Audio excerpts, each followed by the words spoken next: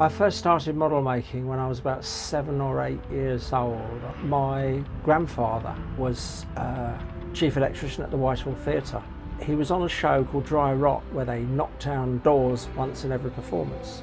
Well, of course, this meant that you got a lot of balsa wood, and he would bring me down balsa wood blocks by the dozen. Well, at the time, we were quite a poor family, and I couldn't afford to buy plastic kits. My first inspiration was to carve spacecraft from films like When Worlds Collide, which was one of the first films I saw, but then of course supercar. I used to love carving supercar. The supercar model was built when I was about 30 years old because I could never get the information right to make it. Working on Space 1999, I got to know Reg Hill really, really well. What a lovely guy. And he gave me a whole load of photographs. I asked about it and he was enthusing about the supercar. And he said to me, would you like some photographs? And he gave me a stack of photographs, which I treasure to this day, which enabled me to do plans and make the puppet-sized supercar. And that is a replica of the puppet-sized supercar. As regarding style, it's funny because people say to me, you know what, I can always tell one of your models. If one person has said it to me, I would have thought, yeah, you know, well, you might think that, but I'm sure he's not right. But I've actually had loads of people say it to me. I think it's an unconscious style, perhaps a bit influenced by Derek Medding's, you know, Thunderbirds look. Obviously with the spaceship, as I've mentioned, the battle cruiser that appeared in Space 1999, looking like the Discovery in 2001. But I try really not to have a style. I try not to look at pictures, not to look at anything at all. And I seem to be born with this ability to see a thing in my head, and then almost immediately I'll start building. Sometimes, as is the case with this snowcat, I actually saw a vacuum cleaner that was broken, and I thought, you know, that's got a really nice sort of box-like shape just for the bag on it. I got inspiration from that shape, sort of keeping it in my mind, to actually think that, well, I could transfer that into making a model. To empty the bag of a vacuum cleaner, or this particular vacuum cleaner, which was an Electrolux, you lift the clip at the back like this and you open it. But for me, it allowed me to get all the electrics inside, take all the gubbins out the inside of the vacuum cleaner and put my own workings inside. Shut that like that. It also has things like a beacon that would work on, obviously, in the Arctic. It has very, very powerful headlights on the front here. Also, my wife's powder puff container makes the hatches on the side. Its wheels are all individually sprung so they can go over everything, any sort of crevasses or things like that. So it has a very complicated spring suspension system in there as well. There are a few other well-known household objects on there, but got to keep some of the secrets, haven't I? I don't draw a model out as such. Occasionally I will make a few, maybe a side-on sketch.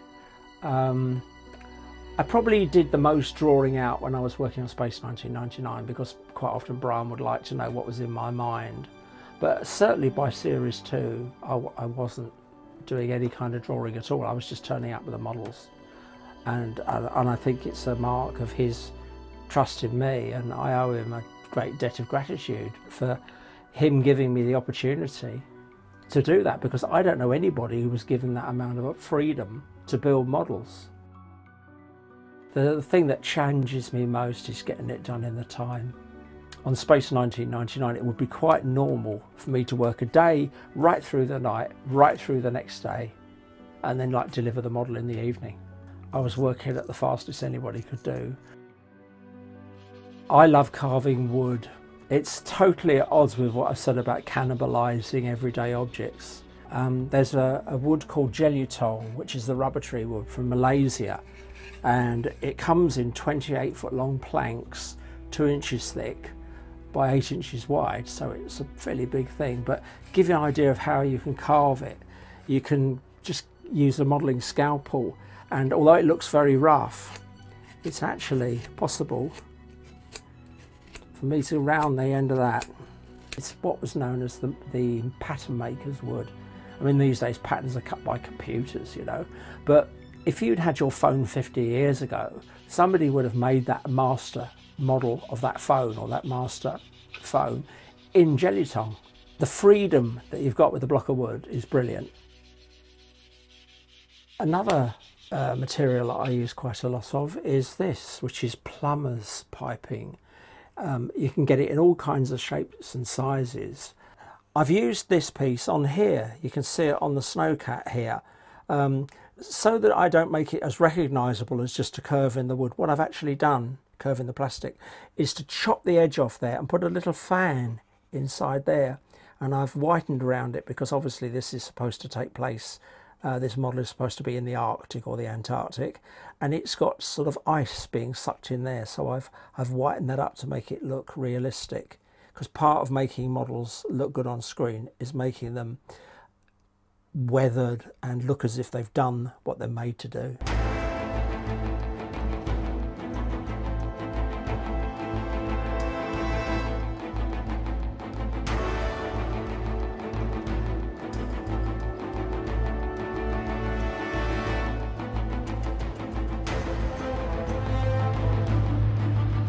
Another real passion of my life is American cars. I've had about 13 or 14. My friends were going out buying Morris Minors, but in those days, the beginning of Space 1999, when I was still a young lad and with no responsibilities, I had the money to be able to afford to buy a Pontiac Firebird, which is similar to the car that I have now, and it was red. Some people at the studio weren't very happy about me driving around in that, but it sparked a flame in me, and American cars, particularly of the 50s, I just love them. And a few years ago I worked on the Hitchhiker's Guide to the Galaxy, and I had to do a slightly Bartfast car, so I made a flying American car. And when I got to the studio, people said to me, "Oh, that looks just like a Cadillac," and I thought, great. One of the most challenging things about model making sometimes cannot be anything to do with making them, but with the people that you're dealing with. As a classic example, I had to build some years ago a robot for Malibu Drinks, and he had to be like a butler, and he was made with servos and motors in him, and you could drive him around on radio control. And I did the model, and I did the model of the spacecraft as well, which went with it, and took it up to the studios in London, came back home, and didn't think anything more about it. A couple of weeks later, really early in the morning, my wife says to me, "The phone's ringing." It's really ringing, and I went downstairs, picked up the phone. It was the director, and this man starts shouting down the phone, and I had to say, "Hold, call it." And anyway, he said, "That robot that you made." I said, "Yeah." He says, "It doesn't work." And I said, "Sorry, it doesn't work. It doesn't work. It won't do anything." And I said, "Well, look, what have you done?" And he said, "Nothing." He said, "It worked perfectly all right when it got here, but it doesn't work now." Anyway, over the course of driving up there, I thought to myself, I think I know what this is. They've been playing with it. Anyway, I got there, walked into the offices. There's the robot standing in amongst all the secretaries and the directors and what have you, and the people in the company. And they say to me, "Look, it doesn't even work." They're trying to shove it along. I said, "Have you been driving it around?" And they went, "Well, yeah, you know, had a little go with it. The girls have had a go with it." I said, "You know, it has batteries in it, don't you, that are rechargeable, don't you?" And the guy goes, "Does it?" I said, "I gave you a charger. There's a charger." And they'd lost the charger. They'd run the batteries flat. And they couldn't do a thing. They couldn't film it, they couldn't do a thing. So they had to sit there and wait. Luckily, I took a spare battery with me because I'd sussed it, as I say, on the way there, that they'd been running this thing flat, and also charged the battery that was in it. So That's rather an unusual thing, but it's a typical example of the things that can go wrong with a model or a prop when you're filming them. Space changed my life in so many ways. If I hadn't got that, I don't know where I would have ended up. I'd been formerly working on things like TV commercials for PG Tips, but Space 1999 came along and I was really just lucky enough to be in the right place at the right time. Working with Brian Johnson, who'd been working on 2001, which was one of the most iconic films and such an inspiration to me. It introduced me to the film industry, got me going, and it just went on from there. And it started the ball rolling, which has gone on for 42.5 years. I built 84 individual models for the show, and about 70 of them were totally my own design. My favourite model actually probably is the battle cruiser that I built when I was 16. Especially seeing it in so many episodes, I could not believe how many times it was used, because I'm sure people must have spotted it, but I didn't mind. My favourite episode of Space 1999 is the classic answer, Dragon's Domain, but not for the reasons that probably some people like it. It was actually the most challenging of all the shows, all the episodes that I had to do, because the script required 3 sizes of ultra probe, 6 foot, 3 foot, and then a large section of the nose where the clamps undid so that it could undock and be seen to undock from the rest of the ship. A space station that had the Dragon on it, which could dock with the Altaris, and then 5 derelict models, 5 derelict spacecraft, and I was given 4 weeks to do all of those craft. And I did it, but I worked a lot of nights. Oh, the battle cruiser, which of course was the model that I took along in the first place, was changed to appear in 1 episode only, which was The Last Enemy. It actually appeared in 4 other episodes, 5 if you include Dragon's Domain, where it was hanging away, right away in the distance as a derelict. But that was the only one that was changed. There was no budget set for each model. I did it on an hourly rate plus materials, and obviously discussing with Brian approximately, you know, how much something was going to cost. And as far, he never once said no, and it was great. There was no detail in the script about what the actual model would look like, but it might have giant spacecraft flies over camera with flashing lights. A good example would be Voyager, made a satellite called Voyager. And I actually built that out of a plastic picnic set. This is the kind of thing where we would use sometimes things that were just ideally picked up, and I could utilise these shapes. The overall idea, obviously, is to build the thing as fast as you can. So seeing this picnic set, and it was made of the right kind of plastic, I incorporated it into the model. I did an episode where I had to make these huge 4 round buildings with like a lightning storm going on in between them. And I actually had 8 3-foot diameter domes built. So you can imagine the actual buildings were nearly 4.5 feet high. It was only after I'd made them, incidentally, that I realised I couldn't get them out through my workshop door, because I'd carried them in as domes, and I stuck them together as spheres, thus doubling the width, and couldn't take them through the door. We had to take the door frame out to get the models out. The Roxton landscape around Alpha, the plaster of Paris, and you could flick water from plaster of Paris as it's setting, and it makes perfect craters. It also runs rather like lava would run, so it gives a very realistic lunar rock type effect. So that would be the main mountains will be sculpted like that. But for close-ups like say an eagle crashing, it was cement dust. We just had cement dust, and also a bit of vermiculite, which is of course loft insulation material, was used.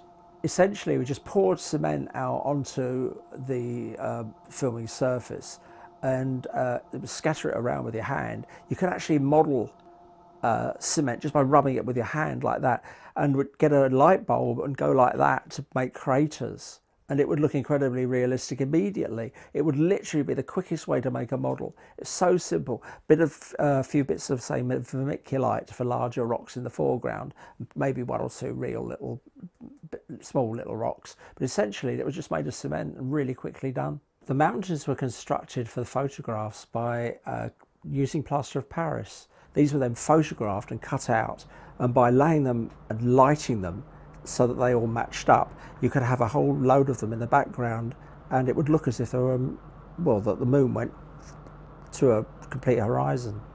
Doing shots with multiple exposures was actually quite a tricky job.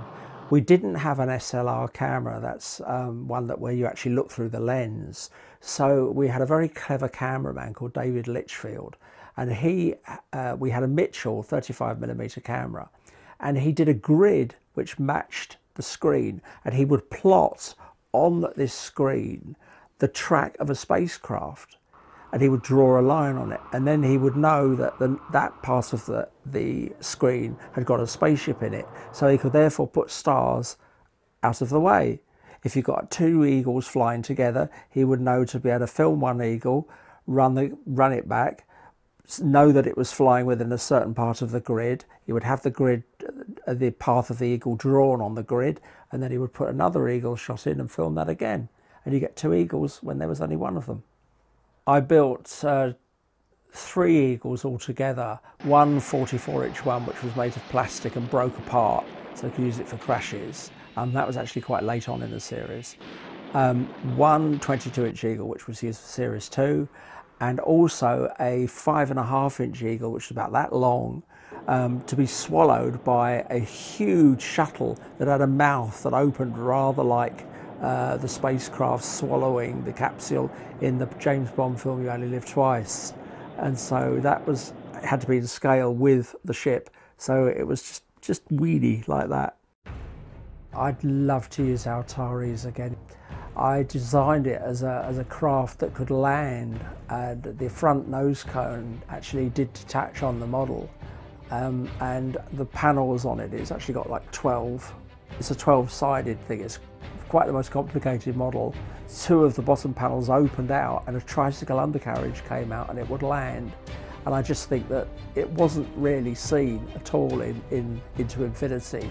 Most of the time you just saw it flashing past or distant. You never really saw a shot of it going really close to the camera, which it was made to do.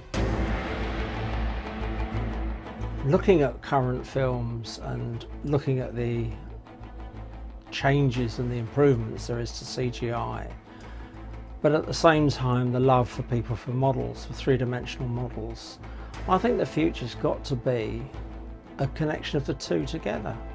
Many people have said to me, you know, it would be really nice if we didn't models, but we then used CGI to enhance them. And I think that's the way the future's going.